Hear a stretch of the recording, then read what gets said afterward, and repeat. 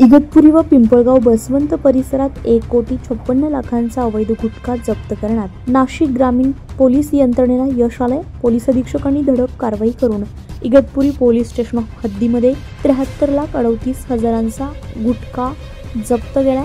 यामध्ये स्थानिक गुन्हे शाखेचे पोलीस निरीक्षक रवींद्र मगर यांच्या पथकाने मुंबई आग्रा महामार्गावर चाललेल्या इगतपुरी तालुक्यातील तळेगाव शिवारामध्ये न्यू अपना हॉटेल समोर छापा टाकून राखाडी रंगाच्या आयशर ट्रकमधून अवैधरित्या गुटख्याची वाहतूक करणारा इसम सय्यद गफूर सय्यद गुरसान मुल्ला वय वर्ष 37 राहणार नरोडा तहसील आळप जिल्हा गुलबर्गा राज्य कर्नाटक याला ताब्यात घेतले।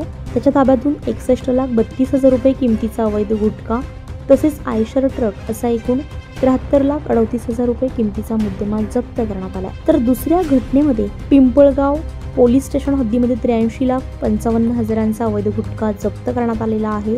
यामध्ये स्थानिक गुन्हे शाखेच्या पथकाने मुंबई आग्रा महामार्गावर पिंपळगाव बसवंत शिवारामध्ये हॉटेल हरिकृष्ण समोर छापा टाकून अशोक लेलंड कंपनीच्या ट्रकमधून अवैधरित्या गुटख्याची वाहतूक करणारा इसम कल्लू हा उर्फ कल्लू हकीम खान वय वर्ष 41 राहणार सियापुरा तहसील देवास राज्य मध्य प्रदेश याला ताब्यात घेतले। त्याच्या ताब्यातून 69,49,068 रुपये किमतीचा अवैध गुटखा तसेच अशोक लेलँड ट्रक असा एकूण 83,55,068 रुपये किमतीचा मुद्देमाल जप्त करण्यात आला।